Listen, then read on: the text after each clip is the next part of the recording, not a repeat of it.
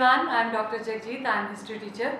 अभी जो हम पढ़ेंगे BA1 semester 2 chapter number 7 the Mughal empire under Akbar. और उसमें सब पॉइंट्स जो हैं हमारे Akbar's relations with the Rajputana chiefs. Rajputana जो राजस्थान के राजपूत राजा हैं, उनके मुखियों के साथ में कैसा कैसा इनका संबंध है। The second topic is the religious policy. Akbar जो है अपनी रिलीजियस पॉलिसी के लिए, धार्मिक नीति के लिए बहुत फेमस रहा है। वो सारा हम इस टॉपिक जो इस चैप्टर में डिस्कस करेंगे। Next is the administration. Administration में speciality civil administration of Akbar. ये सारा हम इस चैप्टर में डिस्कस कर रहे हैं। Akbar's relations with the Rajputana chiefs. Rajputana chief ये राजस्थान के इलाके में बहुत ज़्यादा स्ट्रॉन्ग, जो अपने आप को बहुत बहादुर समझते हैं, राजपूत जाति के लोग, उनके बारे में बात कही जाती है कि राजपूत जाति के लोग जो हैं, जिन्होंने अलग अलग इलाकों के ऊपर अपना राज्य बना रखा था, उन राजपूत राजाओं के साथ में अकबर के रिलेशंस। अब इम्पॉर्टेंस क्या है, राजपूत चीफ्स जो हैं ये नॉर्थ इंडिया में एक बहुत स्ट्रॉन्ग और बहुत ज़्यादा बड़ा इलाका इनके अंडर में था। जो भी कोई व्यक्ति बाहर से आता तो राजपूतों के साथ मुकाबला करना उनके लिए बड़ी बात होती। और राजपूत जो हैं इनके पास बहुत ज़्यादा स्ट्रेंथ थी। बाबर ने राजपूतों के साथ में लड़ाइयाँ की, इवन हुमायूं ने भी कुछ राजपूत राजाओं के साथ में लड़ाइयाँ की, पर उसमें क्या हुआ, एनर्जी, टाइम, बहुत ज़्यादा इनका असला जो है वो वेस्ट हुआ। चाहे बाबर ने लड़ाइयाँ जीती, चाहे हुमायूं ने भी जीती, पर अकबर जो है उसको ये लगता था कि इन लड़ाइयों में मुझे टाइम की वेस्टेज नहीं करनी चाहिए, मुझे अपने हथियारों को वेस्ट नहीं करना चाहिए, इन राजपूतों की स्ट्रेंथ को मुझे अपनी स्ट्रेंथ में कहीं ना कहीं जोड़ लेना चाहिए। ये दूरदर्शिता, जो फार साइटेडनेस अकबर ने दिखाई, वो हमेशा उसके लिए काम आई। ऐसी काम आई कि जो राज्य अकबर ने स्थापित किया वो तकरीबन 300 साल चला। मुगल एम्पायर आज भी, अगर आप देखते हैं मेडिवल इंडिया की अगर हम बात करते हैं, तो मुगल एम्पायर को कभी भी इग्नोर नहीं किया जा सकता। मुगल एम्पायर एक बहुत पॉपुलर राज्य रहा है, और मुगल एम्पायर में किसी का नाम लेंगे तो अकबर का नाम आएगा। अकबर का नाम उसकी पॉलिसीज़ के लिए, उसकी स्ट्रेटजीज के लिए, उसकी चालाकियों के लिए बहुत सही माना जाता है। तो चालाकी का मतलब ये नहीं किसी को परेशान नहीं किया, बहुत ज़्यादा समझदारी, चालाकी की वजह से उसने अपने एम्पायर को एक्सपैंड भी किया और सही ढंग से उसको कंपाइल भी किया। और आम जनता, चाहे अकबर एक मुस्लिम राजा था और कॉमन जो लोग हैं वो हिंदू जाति के लोग थे, कभी भी इनके बीच में कोई टसल नहीं बना। कॉमन जो लोग हैं अकबर पे इतना भरोसा करते थे, कभी भी उनको ये नहीं लगा कि इसकी जगह पे कोई हिंदू राजा होता, क्योंकि अकबर ने हर एक व्यक्ति का, कॉमनर्स का भी, उसको ये लग रहा था कि इनका क्या क्या मेन पॉइंट्स हैं, क्या चीज़ें हैं ये चाहते हैं, तो मैं वो हासिल करूँ। तो उसके सामने जो सबसे ज़्यादा स्ट्रॉन्ग पावर्स थी वो थे राजपूताना चीफ्स। राजपूताना चीफ जो राजस्थान के इलाके में है, तो अकबर ने क्या किया, अकबर ने इनके साथ में दोस्ती का हाथ बढ़ाया। अब दोस्ती बढ़ाने के लिए भारत में कई तरीके हैं। एक तो सिंपल किसी के साथ में हम दोस्ती करेंगे। अकबर ने कई राजपूत राजाओं के साथ में दोस्ती कर दी और कुछ राजपूत राजाओं की बेटियों के साथ में शादी की। जैसे राजा बहारमल, उनकी बेटी जोधा, उसके साथ में अकबर ने शादी की। और कई बार आप फिल्म में देखा होगा, आपने सीरियल्स देखे होंगे, जोधा अकबर। जोधा का नाम ऐसा जुड़ा अकबर के साथ में कि उनकी इतनी रानियां और थी, हमेशा जोधाबाई का नाम हमेशा आता है। तो ये एक उन्होंने जो मैरिटल रिलेशन बनाया, ये सिर्फ एक शादी नहीं थी, ये बहुत बड़ा एक सबूत था राजपूत जाति के साथ में उन्होंने जो अपना रिलेशनशिप सेट किया। और जो राजा बहारमल के दोस्त थे वो अल्टीमेटली अकबर के दोस्त बन गए, क्योंकि राजपूत जाति में ये माना जाता है कि जिस घर में हमारी लड़की की शादी हो चुकी है वो घर हमारे संबंधी परिवार हैं, उनके साथ हमेशा हमने अच्छे रिलेशन रखने हैं, उनको सपोर्ट करना है। तो अकबर ने सबसे पहला तरीका उनका सपोर्ट लेने का ये अडॉप्ट किया। और कुछ राजपूत राजाओं की बेटियों के साथ में अपने बेटों की शादियाँ भी की, जिससे और मजबूती आ गई, रिलेशनशिप और स्ट्रॉन्ग हो गए। ये ज़रूरी नहीं कि सारे राजपूत राजा उसके दोस्त बन गए, पर बहुत से स्ट्रॉन्ग राजपूत राजा जो है वो अकबर के साथ में चाहे किसी रिलेशन में, चाहे दोस्ती में उसके करीब आए और अकबर ने उनके साथ में बहुत ज़्यादा जो है उनका सपोर्ट हासिल किया, अच्छे संबंध रखे उनके साथ में। इसके अलावा एक भारतीय इतिहास में हल्दी घाटी की लड़ाई बहुत फेमस है। हल्दी घाटी की लड़ाई किन में हुई है? ये राजपूत राजा हैं, राजा मान सिंह और दूसरे हैं राणा सांगा, जिनको हम राणा संग्राम सिंह कहते हैं। उनका बेटा जो बाबर के साथ में राणा सांगा लड़े थे, उनका बेटा था राणा महाराणा प्रताप। महाराणा प्रताप एक बहुत मजबूत राजा था। अकबर के साथ में उनका झगड़ा पड़ा तो अकबर खुद सामने नहीं आए, एक अपने राजपूत दोस्त राजा मान सिंह को किसके सामने खड़ा कर दिया? एक राजपूत राजा के सामने खड़ा कर दिया। महाराणा प्रताप के साथ में हल्दी घाटी की लड़ाई हुई 1575 में, जो कि बहुत बड़ी लड़ाई थी और इस लड़ाई में बुरी तरह से हार हुई बहुत स्ट्रॉन्ग राजा महाराणा प्रताप की। तो अकबर ने अपनी स्ट्रैटेजी, अपनी बहादुरी, अपनी समझदारी की वजह से बड़े बड़े राजपूताना चीफ्स जो हैं उनके साथ में अच्छे रिलेशंस बनाने की कोशिश की।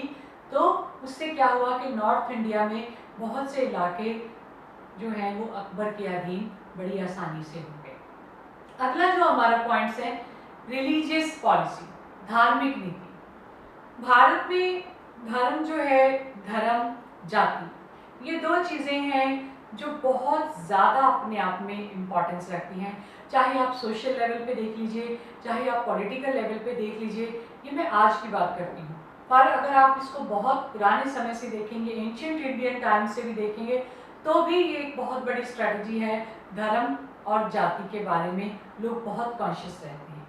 तो भारत में भी क्या था कि भारत के जो कॉमन लोग हैं, पॉपुलेशन जो भारत की थी, वो ज़्यादातर हिंदू लोग हैं और राज्य करने वाले मुसलमान हैं, मुगल्स मुसलमान हैं।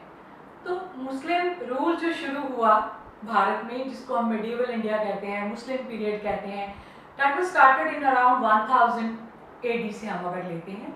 तो मुस्लिम लोगों ने भारत में आके कुछ नई चीज़ें उन्होंने स्टार्ट की। एक तो उन्होंने एक टैक्स लगा दिया, जजिया। जजिया एक टैक्स था जो नॉन मुस्लिम्स के ऊपर लगाया जाता था। जो भी व्यक्ति मुसलमान नहीं है उसके ऊपर एक टैक्स लगेगा, उसको अपनी आमदन का आधा हिस्सा देना पड़ेगा शाही दरबार में। क्यों? क्योंकि वो मुसलमान नहीं है। और इसके अलावा पिलग्रिम टैक्स, अगर किसी व्यक्ति ने अपने धार्मिक स्थान, जैसे हिंदू लोग गंगा स्नान करने जाते थे, हरिद्वार जाते थे, कभी अपने जो मृत हो चुके हैं बुजुर्ग, उनकी याद में या उनके जो अस्थियां लेकर जाना है या वैसे किसी त्योहार पे जाना है, तो हर बार उनको अपनी आमदन का 2.5% हिस्सा सरकारी खजाने में जमा कराना पड़ेगा। वो क्या है? वो है पिलग्रिम टैक्स, धार्मिक यात्रा टैक्स। तो ये दो टैक्सेस थे जिसकी वजह से हिंदू लोग बहुत परेशान थे। और इसके अलावा जितने भी मंदिर होते हैं या जो भी रिलीजियस प्लेसेस होते हैं, वो कैसे प्रफुल्लित होते हैं? वो शाही खजाने में से जो पैसा मिलता है, रॉयल पैट्रोनेज जो मिलता है, उससे होता है। तो जब से मुस्लिम बादशाह आए, उन्होंने हिंदू मंदिरों को, हिंदू जो पिलग्रिम प्लेसेस हैं, उनको कोई भी पैसा देना, कोई भी रॉयल पैट्रोनेज देना बंद कर दिया था। तो इससे क्या हो गया? हिंदू धर्म जो है काफ़ी कमी में आ गया, डाउनफॉल में आने लग गया। तो ये लोग जो हैं बहुत परेशान थे। अकबर ने आम लोगों की परेशानियां जानने की कोशिश की, तो मैक्सिमम लोगों में रंजिश थी मुगल राजाओं की तरफ या मुस्लिम राजाओं की तरफ कि ये हमारे धर्म की वजह से हमारे ऊपर अत्याचार क्यों करते हैं। तो अकबर के बारे में ये कहा जाता है कि वो खुद भेष बदल के लोगों में जाते थे, जानना चाहते थे कि उनकी क्या दिक्कतें हैं। जब लोगों ने ये जाहिर किया कि धर्म जो है उनके लिए बड़ी प्रॉब्लम है, बड़ी मुसीबत बन रहा है, तो अकबर ने आम लोगों का समर्थन देने के लिए एक सबसे बड़ा काम क्या किया? उन्होंने 1564 में, 1562 में उन्होंने एक काम किया, एक उन्होंने 1564 में। 1562 में उन्होंने जजिया खत्म कर दिया। जजिया जो एक मुगल राज्य के खजाने में बहुत बड़ा आमदन का साधन था, क्योंकि पॉपुलेशन बहुत थी भारत की, हिंदू पॉपुलेशन थी ज़्यादा, और वो कंट्रीब्यूट करते थे अपनी इनकम का काफ़ी हिस्सा सरकारी खजाने में देते थे। तो ये बंद हो जाएगा, इनकम कम हो जाएगी। पर अकबर ने कोई परवाह नहीं की। उसने क्या सोचा कि मुझे आज इनकम की ज़रूरत नहीं, मुझे कॉमन लोगों के सपोर्ट की ज़रूरत है। तो ये उसने एक बहुत बड़ा स्टेप लिया। बहुत से मुस्लिम आगुओं ने बहुत गुस्सा किया, अकबर को बहुत ज़्यादा जो है इस बात के लिए उसकी निंदा की गई, क्रिटिसाइज़ किया गया कि ये बड़ा गलत आदमी है। इवन उसको काफिर तक बोल दिया गया कि जो इस्लाम के खिलाफ है, नॉन मतलब इस्लामिक कामों की तरफ ज़्यादा जाता है, उसको काफिर तक बोल दिया गया। बट उसने किसी की परवाह नहीं की। उसके अलावा उसने धार्मिक यात्रा टैक्स 1564 में वो भी बंद कर दिया, चाहे उससे थोड़ी सी इनकम आती थी पर आती थी। इससे सारे के सारे हिंदू लोग जो हैं वो अकबर के बहुत ज़्यादा फेवर में आ गए। अकबर को एक बहुत बढ़िया राजा सोचने लगे। तो अकबर ने आम जनता का भी फेवर ले लिया और उस समय के जो बहुत ज़्यादा स्ट्रॉन्ग राजपूत राजा थे उनका भी फेवर ले लिया। एक अकबर का पर्सनल इंटरेस्ट था रिलीजन में, कि रिलीजन के पीछे लोग बहुत भागते हैं, चाहे इंडिया है, चाहे अफगानिस्तान है, चाहे ईरान है, इराक है, इवन ये जो यूरोपियन कंट्रीज हैं, रिलीजन की हर कंट्री में अपनी एक वैल्यू रहती है। तो अकबर ने एक रिसर्च करना चाहा, स्टडी करना चाहा रिलीजन के ऊपर। तो वो हर हफ्ते एक मीटिंग कराता था रिलीजियस हेड्स की। उसने एक स्पेशल जो है वो एक बहुत बड़ा हॉल बनवाया जिसको इबादत खाना कहते थे। इबादत मतलब प्रेयर। और वो इबादत खाने में हर महीने के हर हफ्ते में या हर महीने में एक मीटिंग होती थी जिसमें अलग अलग देशों के अलग अलग धर्मों से संबंधित उनके जो गुरु होते हैं, जो फकीर, पीर या हम पुजारी कह देते हैं या हम पोप कह देते हैं, वो कई तरह के लोगों को इनवाइट किया जाता था कि अपने धर्म के बारे में वो बताएं। उनकी बड़ी आओ भगत स्वागत किया जाता था। तो उनके सबके विचार सुनता था अकबर। जो कोई दूसरी लैंग्वेज में भी बोलते थे उनको ट्रांसलेट करा के सुनता। अकबर ने बहुत साल ये मीटिंग्स ऐसे कराई। तो उसने ये एस्टिमेट किया, एक ये निचोड़ निकाला, एक रिसर्च का उसका ये निचोड़ था कि जितने भी धर्म हैं, वर्ल्ड के जितने भी कंट्रीज हैं, अगर हम उन सारे धर्मों को देखें तो उनमें सारे पॉइंट्स जो हैं या मेन पॉइंट्स वो कॉमन है। सब क्या कहते हैं, परमात्मा एक है, वो सब जगह मौजूद है, उसके सामने किसी की नहीं चलेगी, वो सर्वशक्तिमान है। तो फिर अकबर ने ये सोचा कि इस्लाम में क्या है, हिंदू धर्म में क्या है, क्रिश्चियनिटी में क्या है, सारे धर्म एक ही जैसे हैं, सिर्फ उनको अलग अलग ढंग से प्रेजेंट किया गया है, सिर्फ उनके गुरु, धार्मिक गुरु अलग तरह के हैं और उनमें देखा जाए तो कोई फर्क नहीं। इसके अलावा ये जो पुजारी हैं, मौलवी हैं या पोप हैं, इन सबको इतना रिस्पेक्ट जो मिलता है, लोग भगवान की तरह इनको पूछते हैं। किस वजह से? रिलीजन की वजह से। अगर आप रिलीजन को देखेंगे तो कॉमन व्यक्ति का भी वही हिस्सा है जितना इन गुरुओं का, धार्मिक गुरुओं का। तो अकबर ने एक बहुत बड़ा स्टेप लिया 1579 में, 1579 में एक जो शाही खुतबा पढ़ा जाता है, जो मस्जिद में से खुतबा पढ़ा जाता है, ये बड़े मौलवी साहब ये काम करते हैं। तो अकबर ने ये सारे रीति रिवाज को तोड़ के खुद से वो खुतबा पढ़ दिया। बहुत से बड़े बड़े मौलवी गुस्सा में आए कि अकबर तो बहुत ज़्यादा अपने आप को बड़ा गुरु समझने लग गया है, ये अल्लाह को सामने कुछ नहीं समझता है। पर अकबर ने कुछ भी फिक्र नहीं किया। उसने क्या किया, क्या बोला कि अल्लाह की नज़र में सब बराबर हैं, चाहे कोई मौलवी है, चाहे मैं अकबर हूँ, सब बराबर हैं। तो इसको हम इनफैलिबल डिग्री कहते हैं, अभूलता, जो कि भूलने वाला पत्र जो है, उसने वो एक बहुत बड़ी भूल जो ज़िंदगी में की, वो उसने उसको एक्सेप्ट किया कि हाँ मैंने ये किया है, पर उसको ये था कि मेरे को इस बात के लिए कोई भी गिल्टी फीलिंग नहीं है। उसके बाद में 1582 में उसने ये देखा कि सारे धर्म एक ही बात कहते हैं पर फिर भी अलग अलग चल रहे हैं, और उसने कई धर्मों के अच्छे पॉइंट्स निकाल के उनको एक जगह कंपाइल करके एक नया धर्म स्टार्ट कर दिया 1582 में, दीन ए इलाही,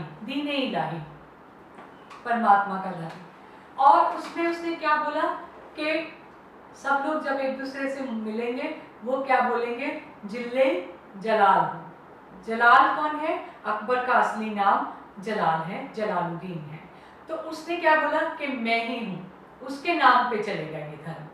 और जब भी कोई उसके दरबार में आएगा तो वो क्या करेगा, अकबर के पैरों को चूमेगा, उसको सिजदा करेगा। और इसके अलावा जो भी इस धर्म में शामिल होंगे वो नौरोज़ मनाएंगे, नया साल मनाएंगे।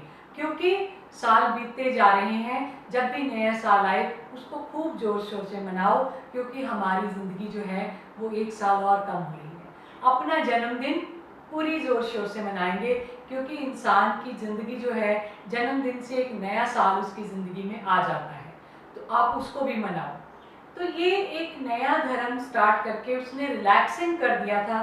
धर्म के जो रीति रिवाज, जो इतने ज़्यादा रूल्स रेगुलेशंस बना रखे थे, उनको तोड़ने की काफ़ी हद तक कोशिश की थी। पर अकबर ने किसी को भी इसको मानने के लिए कभी भी फोर्स नहीं किया। हाँ, अगर कोई इसमें शामिल होना चाहता था तो अकबर के पैरों में अपनी पगड़ी जो है ला के रखेगा, तो अकबर उसके पगड़ी जो है वापस उसके सिर पे रख देगा, मतलब वो इस धर्म में, दीन इलाही में शामिल हो गया। उसके जो मेन खास उसके मंत्री थे बीरबल और अब खाने खाना, इन्होंने ये नहीं माना था। लेटर ऑन बीरबल भी इसमें शामिल हो गया, पर खाने खाना इसमें नहीं शामिल हुए। उसके बाद में civil administration of Akbar. Akbar जो है उसका एडमिनिस्ट्रेशन बहुत अच्छा था। उसने ज़्यादातर जो एडमिनिस्ट्रेशन का पैटर्न अपनाया वो सारा का सारा शेरशाह सूरी का एडमिनिस्ट्रेशन था, क्योंकि शेरशाह सूरी बहुत बढ़िया एडमिनिस्ट्रेटर रहा और उसने बहुत से रिफॉर्म्स किए थे एडमिनिस्ट्रेशन में, जिनको तकरीबन आगे बढ़ा दिया था अकबर ने। और सिविल एडमिनिस्ट्रेशन, स्थानीय प्रबंध हम इसको कहते हैं, कि राज्य जो हैं उनको आगे डिस्ट्रिक्ट्स में बांटा गया था और डिस्ट्रिक्ट्स जो हैं उनको आगे शहरों में, और लास्ट जो सबसे छोटी इकाई है वो गांव की इकाई है। और गांव में पंचायत काम करती थी। पंचायत का मुखिया सरपंच, और पंचायत अपनी रिपोर्ट शहर तक पहुंचाएगी और शहर की रिपोर्ट जिले तक जाएगी। जिले की रिपोर्ट जो है वो पूरे के पूरे स्टेट के लिए जाएगी। इसके अलावा अकबर ने अलग अलग कोतवालियाँ इस्टेब्लिश की थी, जो हम पुलिस स्टेशन आजकल कहते हैं। दरोगा होंगे कोतवालियों में, वो सारे के सारे अपने एरिया में क्राइम का ध्यान रखेंगे। लोगों को कोई दिक्कतें हैं किसी भी तरह की, वो सारी कंप्लेंट्स नोट करेंगे और शाही दरबार में भी पहुंचाएंगे। इसके अलावा टैक्स कलेक्शन का काम, वो शाही दरबार से जाएंगे व्यक्ति, वो अलग अलग समय पे टैक्स कलेक्शन करके लेके आएंगे। ये सारा का सारा अकबर का सिविल एडमिनिस्ट्रेशन है। धन्यवाद। Thank you for watching. ये वीडियो के नीचे डिस्क्रिप्शन बॉक्स में मेरा गूगल क्लासरूम का लिंक है, और इसमें आपको और भी मेरे इस लेसन से रिलेटेड मटेरियल्स आपको मिल सकते हैं। अगर आपको ये वीडियो अच्छा लगता है आप इसको लाइक कर सकते हैं और इसको सब्सक्राइब कर सकते हैं। Thank you so much.